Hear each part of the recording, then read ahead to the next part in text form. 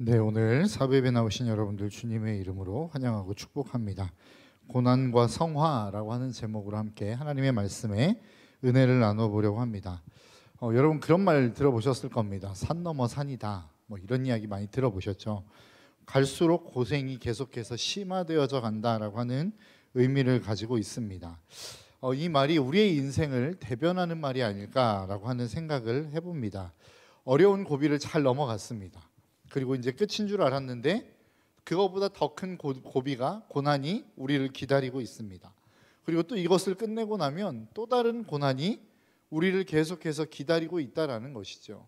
우리의 삶 속에는 고난이라고 하는 것이 계속 되어진다라는 겁니다. 언제쯤 좀 평안한 삶을 살 수 있을까? 야, 이제는 좀 평안한 삶을 사는 것 같다라고 하면 어김없이 고난이 또 찾아옵니다. 이것이 인생이다라고 이야기합니다. 이런 삶을 대표적으로 살았던 사람이 누구입니까? 바로 야곱입니다. 야곱이 자식들을 이끌고 애굽으로 가죠. 그리고 애굽의 왕인 바로가 물어봅니다. 당신 나이가 몇 살이요? 라고 물어볼 때에 야곱은 묻지도 않는 대답을 합니다. 이렇게 이야기하죠. 야곱이 바로에게 대답하였다. 이 세상을 떠돌아다닌 횟수가 100년하고도 30년입니다. 저희 조상들이 세상을 떠돌던 횟수에 비하면 제가 누린 횟수는 얼마 되지 않지만 그 다음에 본인이 진짜 하고 싶은 말을 여기서 해요. 험악한 세월을 보냈습니다 라고 이야기합니다. 그러니까 난 130년을 살았는데 그 인생이 너무나도 힘들고 어려웠습니다 라고 이야기해요. 물어보지도 않았어요. 그런데 얼마나 그 이야기가 하고 싶었으면 묻지도 않는 이야기를 했을까라고 하는 겁니다. 우리도 마찬가지죠. 우리가 고난을 겪고 어려움을 겪으면 누군가가 내가 이런 어려움과 고난을 겪고 있다는 것을 알아줬으면 좀 좋겠다라고 하는 마음이 있지 않습니까? 야곱도 그랬을 것이라는 거예요. 그런데 우리의 인생 속에도 이 야곱과 같은 모습이 동일하게 있다는 겁니다. 야곱만 험악한 인생을 살았습니까? 지금 여러분도 험악한 인생을 살고 있지 않습니까? 그리고 앞으로도 여러분들은 험악한 인생을 살아갈 것입니다. 저도 별로 이런 설교 하고 싶지 않습니다. 저도 별로 이런 이야기 하고 싶지 않은데 사실 인생이 진짜로 그렇습니다. 왜냐하면 성경에 등장하는 인물 가운데 평탄한 인물을 살았습니다라고 하는 인물이 있으면 여러분 성경을 읽으시다가 저에게 좀 소개를 해 주십시오. 이 사람은 정말로 아무 문제 없이 그 인생이 평탄했습니다라고 하는 사람이 있다면 저에게 이야기를 해주세요. 그러면 제가 그 사람을 좀 한번 연구해 보고 싶습니다. 어떻게 해야 그렇게 살 수 있는지. 그런데 그렇게 산 인물이 적어도 제가 읽었던 성경 안에는 없습니다. 그리고 오늘을 살아가는 우리의 삶 속에서도 저는 마찬가지라고 생각합니다. 저 사람은 너무나 아무 걱정 근심이 없어요. 얼굴에는 평화가 가득하지 않습니까? 그런데 뒤집어 놓고 보면, 그 속을 까놓고 보면 엄청난 고난과 어려움과 문제들이 그 속에 있다라는 겁니다. 다른 사람들에게 말하지 못할 뿐이지 그 마음속에는 수많은 갈등과 어려움들이 있다라고 하는 것이 오늘을 살아가고 있는 이 삶 속에, 그리고 이 시대 속에 살아가고 있는 저와 여러분들의 삶이 아닐까라고 하는 생각을 해봅니다. 오늘 등장하고 있는 다윗, 오늘 본문에 등장하고 있는 다윗의 삶도 마찬가지입니다. 그의 인생이 우리는 보통 생각하죠. 다윗과 같은 인물이 되었으면 좋겠습니다. 왜 그렇죠? 다윗은 목동, 정말로 가장 천한 일을 했던 그 자리에서부터 한 나라의 임금의 자리까지 올라간 사람입니다. 그냥 단순하게 임금으로 끝났어 라고 하는 게 아니라 전 이스라엘 백성들이 언제나 늘 그리워하고 꿈꾸는 나라, 강성한 대국을 만들었던 것이 다윗이었다라는 거예요. 그러니까 우리는 다윗 하면 정말로 닮고 싶다, 그 사람처럼 되고 싶다, 어디를 가든 그처럼 승리하고 싶다라고 하는 생각을 하지만 우리가 조금만 다윗을 연구해보고 깊이 들여다보면 별거 없어, 아무리 그래도 나는 다윗처럼 살고 싶지 않아 라고 하는 생각이 우리 가운데는 들 수 있다라고 하는 것입니다. 먼저 다윗이 그 가정 안에서 어떤 대우를 받고 살았는지 오늘 보면 11절은 이렇게 이야기합니다. 사무엘이 이새에게 아들이 다 온 것일까요? 온 겁니까? 하고 물으니 이새가 대답하였다. 막내가 남아있긴 합니다만 지금 양떼를 치러 나가고 없습니다. 사무엘이 이새에게 말하였다. 어서 사람을 보내어 데려오시오. 그가 이곳에 오기 전까지는 제물을 바치지 않겠소 라고 이야기합니다. 지금 어떤 상황이죠? 이새의 가정, 그 가정에 있는 아들들 가운데 지금 왕을 세우려고 하는 겁니다. 그 왕을 세우기 위해서 사무엘이 왔고, 사무엘은 그 다윗의 아버지인 이새에게 아들들을 다 불러 모으라고 요청을 한 상황이에요. 그러니까 총 8명의 아들 중에 다윗을 제외한 7명의 아들이 지금 모인 겁니다. 그러면 여러분, 지금까지 다윗이 어떤 그 가정 안에서의 대우를 받았을지가 좀 상상이 되지 않습니까?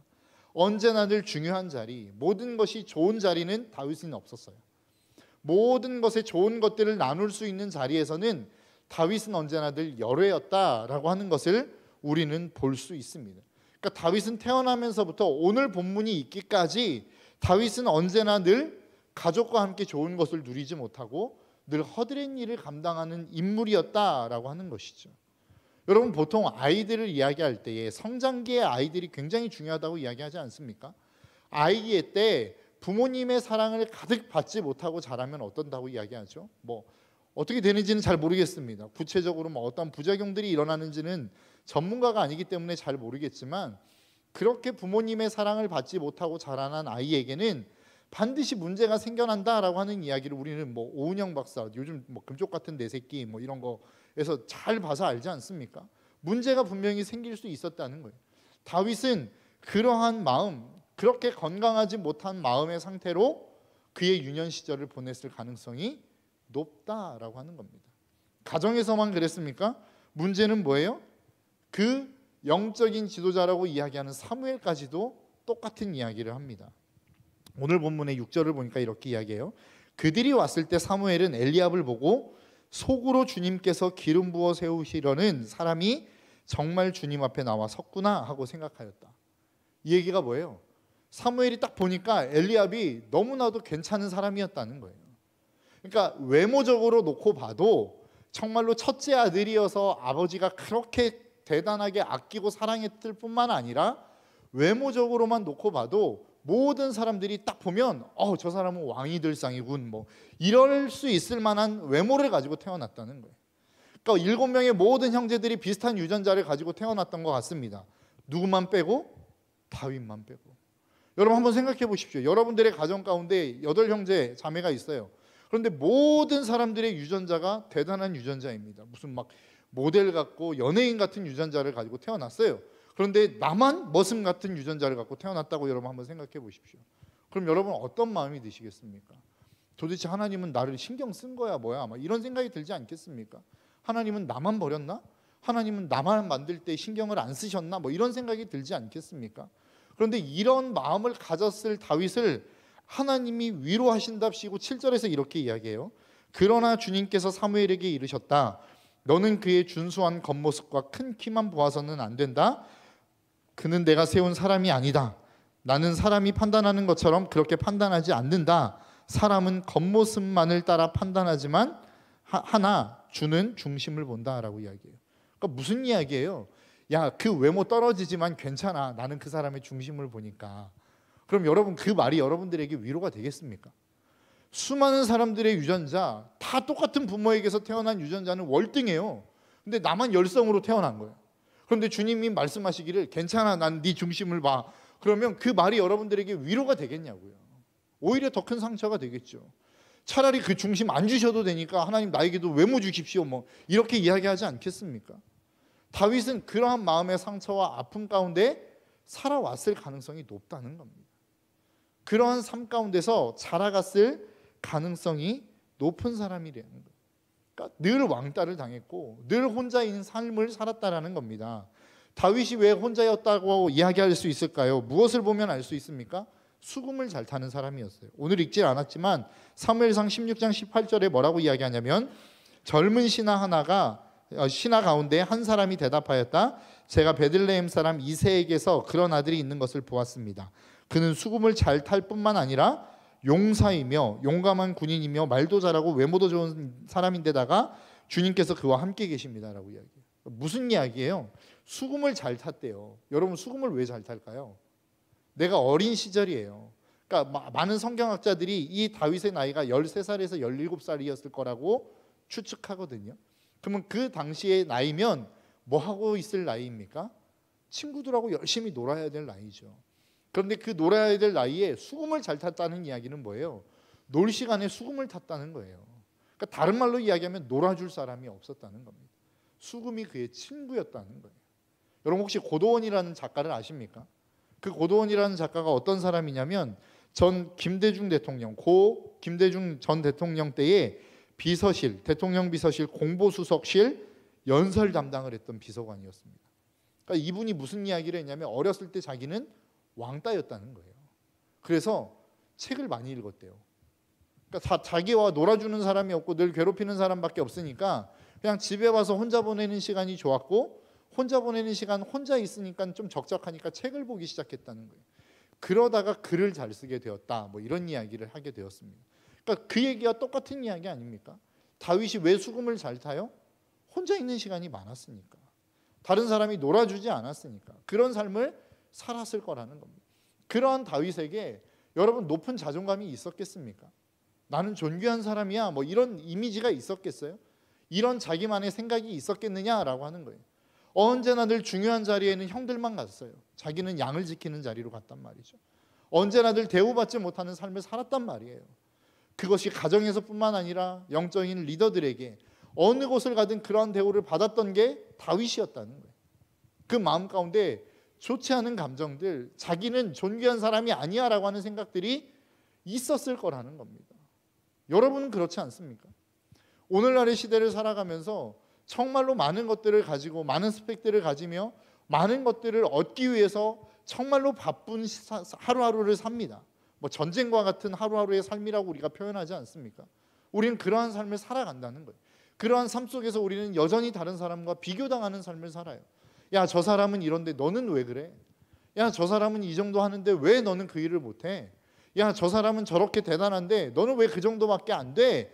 이런 비교 속에서 우리는 우리 자존감이 무너지는 삶을 살아간단 말이죠. 다윗도 똑같았을 거라는 거예요. 그런 고난이 있는 삶을 다윗은 살았습니다. 그런데 그 다윗에게 사무엘이 와서 이는 왕이 될 상이요 하면서 기름을 부었단 말이에요. 그러니까 어떻게 보면 이러한 모든 아픔과 어려움들이 해결되어질 만한 상황을 지금 다윗은 맞이한 겁니다. 그런데 문제는 뭐예요? 그렇게 해서 왕이 딱 되었으면 좋았을 텐데 사울로 하여금 쫓기는 삶을 살아가기 시작합니다. 10년이 넘는 삶, 거의 20년 가까운 삶 동안 죽음의 위협 앞에서 쫓겨다니는 삶을 살아가더라는 거예요. 그러고 난 다음에 왕이 되었어요. 왕이 되고 난 다음에는 또 어떻게 되죠? 밧세바를 범하는 간음을 합니다. 그래서 아들이 죽는 아픔을 겪죠. 그리고 또 하나님이 하지 말라는 인구조사를 해요. 그리고 난 다음에 전염병이 이스라엘 전역에 도는 아픔을 겪습니다. 그러니까 다윗의 역사를 보면 어떻게 보면 끊임없는 고난의 역사입니다. 아들이 반역을 하기도 하고 본인이 죄를 짓기도 하고 아니면 본인의 죄와 상관없는 고난을 당하기도 하는 수많은 어려움과 아픔이 연속되어지는 삶을 살아가더라라고 하는 거예요. 그런데 여러분 한번 보십시오. 그러한 어려움들이 그 인생 가운데 계속해서 연속적으로 일어나기 시작할 때에 그 앞에 놓여 있는 어려움과 아픔들도 똑같았을까요? 별로 그렇지 않았을 것 같습니다. 여러분 우리의 삶 가운데 고난이 다가오잖아요. 그럼 그 고난이 다가올 때 그 고난이 힘든 이유가 무엇입니까? 그 아픔이 우리의 삶 가운데 정말로 고통이 되는 이유가 뭐예요? 그 고난이라고 하는 현실 자체가 힘들기도 하겠지만 그 현실 때문에 드러나는 나의 한계가 더 힘든 거 아니에요? 취업을 못할 수 있어요. 취업을 준비하는 과정 가운데 있어요. 그런데 그 취업을 준비해 나아가는 과정이 힘들다기보다는 그 취업을 계속해서 준비해 가는 과정 가운데 사람들의 시선이 힘든 거 아니에요? 우리의 인생이 그렇다고요. 어떤 고난이 오면 그 고난이 힘들고 어려운 것이기도 하지만 그 고난으로 말미암아 내 속에 드러나는 내 삶 가운데 내 안에 있는 문제의 고민, 내 한계가 드러나는 것이 더 힘들단 말이에요. 그것이 고난이 우리에게 주는 어려움과 아픔이란 말입니다. 그러니까 정말로 가정 안에서 많은 사람들 안에서 인정받지 못하는 다윗 안에 어떠한 연약함이 있어요. 나는 존귀하지 못한 자야. 나는 어떻게 해도 쓸모없는 자야라고 하는 자기 비하의 연약함이 그 내면 안에 숨어 있었던 거 아니에요? 그러니까 그 고난을 통해서 그 어려움들이 드러난 것 아니겠습니까? 여러분 사울에게 쫓길 때에는 어땠을까요? 사울에게 쫓겼을 때도 동일한 고난이었을까요? 동일한 아픔이었을까요? 동일한 한계였을까요? 또 다른 한계가 드러나기 시작했을 겁니다. 어떤 한계요? 인간으로서 하나님을 믿는다고 하지만 여전히 내 삶 가운데 두려움을 가지고 있는 마음의 한계, 하나님을 하나님으로 내가 바라본다라고 이야기하지만, 그 하나님을 신뢰한다라고 이야기하지만 여전히 내 마음 가운데 나도 어떻게 할 수 없는 두려움의 마음들이 내 삶 속에서 그냥 확 드러나는 경험들을 하지 않았겠습니까? 밧세바를 범했을 때는 어땠을까요? 내가 왕으로서 정말로 그 사울을 죽이지 않는, 하나님이 기름 부어 세운 자를 내가 죽일 수 없어라고 하는 자기만의 스스로의 자부심, 그래 나는 하나님의 말씀을 지키는 사람이야 라고 하는 자부심이 있었을 거 아니에요. 그런데 자기의 욕망 안에 못 이겨서 자신의 충신인 아내를 범하고, 그리고 자신의 충신을 전쟁의 맨 전반부로 내보내서 죽게 만드는 이런 자기 안에 있는 이 욕망과 욕구, 이것들을 어떻게 해결할 수 없는 한계에 부딪히는 것 아니겠습니까? 또 인구조사할 때는 어땠어요? 인구조사할 때는 정말로 내가 내 안에 있는, 내가 하나님만을 의뢰한다라고 이야기하고 하나님만을 의지한다라고 이야기하지만 내가 세운 나라야, 내가 세운 업적에 대해서 사람들 앞에 자랑하고 싶어하는 이 교만함들이 그 마음 가운데 드러난 것 아니겠느냐라고 하는 거예요. 여러분, 우리의 삶 속에는 수많은 고난의 연속이 옵니다. 그 고난의 연속 속에 또 다른 내 안에 숨겨져 있는 나도 알지 못했던 연약함들이 불쑥불쑥 튀어오른다는 거예요. 그런데 여러분 한번 생각해 보십시오. 이게 없었던 것이 갑자기 생겨난 거예요? 아니요, 그렇지 않아요. 우리의 마음 가운데 내재되어 있었어요. 내 마음 가운데 자리 잡고 있었단 말이에요. 그런데 나도 모르는 것들이었어요. 내 안에 그것이 있었는지 나도 몰랐던 것들이에요. 그런데 고난이라고 하는 것이 내 삶 가운데 확 밀어닥치니까 내 연약함이 하나씩 하나씩 툭툭 튀어오르더라는 거예요. 우리의 삶 속에서도 마찬가지입니다. 여러분들이 어떤 고난을 겪고 있는지 모르겠어요. 어떤 아픔을 겪고 있는지 모르겠어요. 그런데 그 아픔보다 더 힘든 것은 무엇이냐? 그 아픔 속에서 맞이해야 되는, 직면해야 되는 여러분들의 한계가 분명히 있을 거란 거예요. 나는 믿음 좋은 줄 알았는데 믿음이 이거밖에 안 됐어라고 하는 한계를 직면하든지, 아니면 나는 정말로 괜찮은 사람이야, 인격적으로는 괜찮은 사람이야 라고 생각했는데 사람과의 갈등을 빚으면서 내 밑바닥에 있는 인격이 드러나는 아픔이든지, 여러분 우리의 인생 속에서 직면하기 가장 힘든 것 중에 하나가 뭐냐면 내 한계와 직면하는 겁니다. 내가 왜 이렇게 자꾸 내려가나요? 내가 이 정도밖에 안 되는 인생이야 라고 하는 그 직면하는 그 모습이 우리의 삶을 가장 힘들고 어렵게 만든다는 거예요. 고난은 그런 역할을 한다는 겁니다. 고난을 겪으면 겪을수록 나도 알지 못했던 내 안에 있는 한계, 내 속에 있는 연약함들이 불쑥불쑥 튀어오른다는 거예요. 그렇다고 한다면 우리가 생각해 봐야겠죠. 하나님은 왜 도대체 내 마음 가운데 그냥 깊이 자리 잡고 있는 이 연약함과 고난을 드러내시는 걸까라고 하는 거예요. 왜 하나님은 이것을 드러내시죠? 하나님이 이것들을 드러내셨다라고 하는 것은 무엇을 의미하나요? 하나님이 해결하시겠다는 거예요. 그 연약함을 처리하시겠다는 거예요. 네 안에 너 스스로를 사랑할 수 없는 낮은 자존감의 문제가 발견되었어? 그러면 내가 그 문제 해결해 줄게. 그래서 하나님이 그것들을 수면 위로 띄어 올리시는 거라고요. 네 속에 너도 알지 못하는 두려운 마음이 있어? 내가 그거 해결해 줄게 라고 하면서 그것을 수면 위로 띄어 올리시는 거라고요. 네 삶 속에 정말로 더러운 욕망과 탐욕들이 있어? 내가 그 문제 해결해 줄게 하며 그 문제들을 여러분들의 수면 위로 띄어 올리시는 거란 말입니다. 여러분들의 인생 가운데 고난이라고 하는 것을 통해 여러분들의 한계를 직면하십니까? 왜 그것들을 하나님이 드러내실까요? 하나님은 결국 그것을 통해서 여러분들의 안에 있는 그 모든 문제들을 해결해 가기를 원하시는 거예요. 해결해 나아가기를 원하시라는 거예요. 그래서 베드로 사도는 뭐라고 이야기합니까? 너희가 하나님이 너희들을 부르신 이유를 뭐라고 설명해요? 하나님의 신성한 성품에 참여하기 위함이라는 거예요. 그것을 다른 말로 이야기하면 너희들이 하나님과 같은 존재로 만들어가기 위해서 하나님은 저와 여러분들을 부르셨다는 거예요. 뭐 이단하냐? 뭐 이렇게 생각하시는 것 같아요. 아니요. 하나님이 저와 여러분들을 부르실 때에는 그냥 부르지 않았다는 거예요. 정말 예수 그리스도를 닮은 자로, 그 하나님과 함께 할 수 있는 자로, 그분의 성품과 그분의 인격을 닮은 자로 하나님은 저와 여러분들을 빚어가고 만들어 가시기 위해서 부르셨다는 겁니다. 그런데 나도 모르는 내 연약함이 내 속에 있어요. 그리고 그것이 계속해서 하나님을 닮아가는 것들을 잡는단 말이죠. 발목을 잡고 우리를 방해한단 말이에요. 그러니까 하나님은 그것들을 하나하나 수면 위로 띄우시고 그것들을 처리해가는 과정을 통해서 내가 예수 그리스도를 더 깊이 닮아갈 수 있도록 하나님은 저와 여러분들을 인도해 가신다라는 겁니다.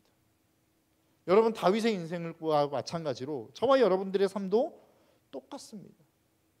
우리가 정말로 고난이라고 하는 그 어려움과 아픔들을 우리는 겪고 싶지 않아요.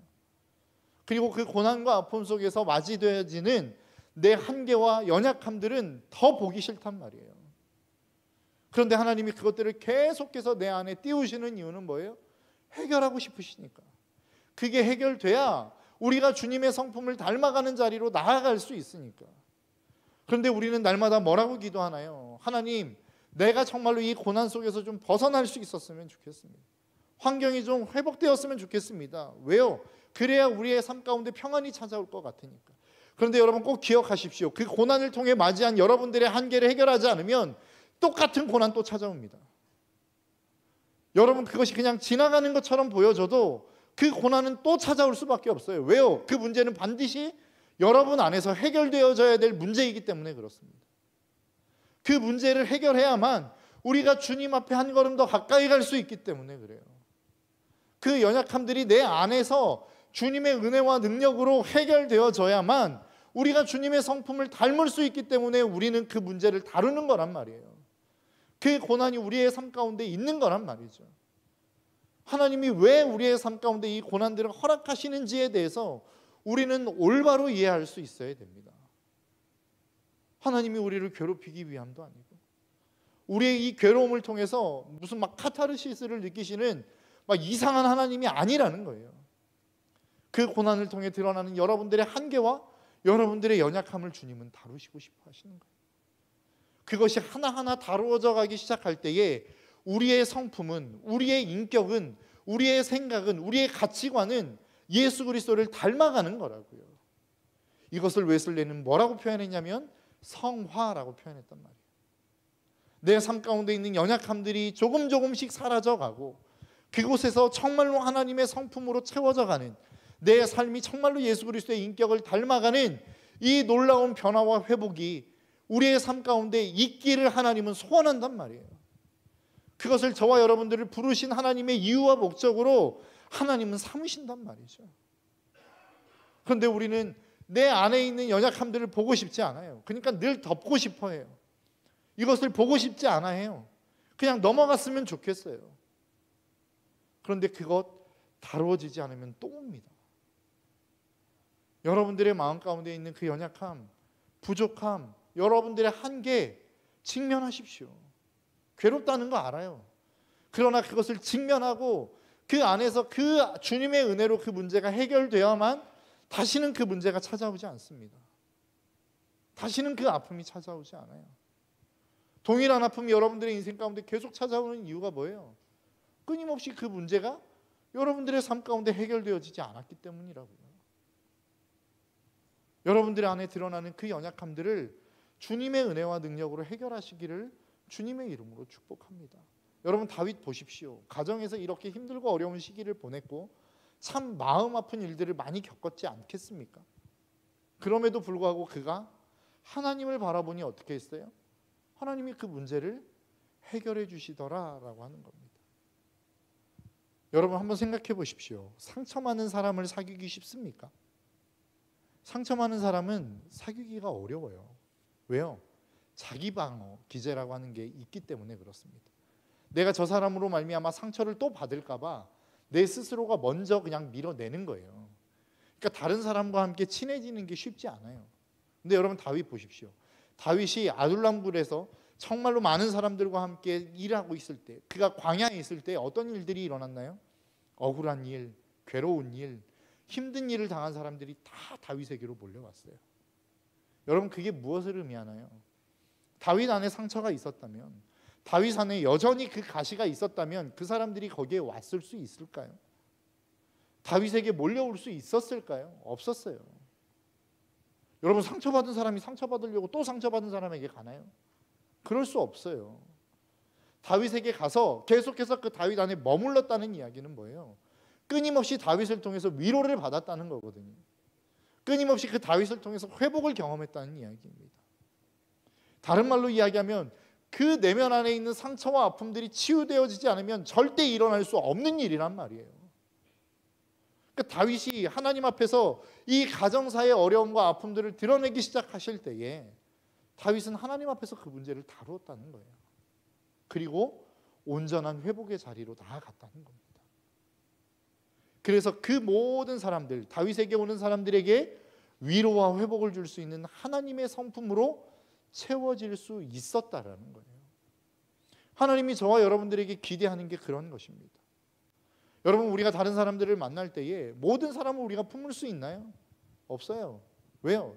내 한계가 있고 내 연약함들이 있기 때문에 우리는 모든 사람들을 품을 수는 없습니다.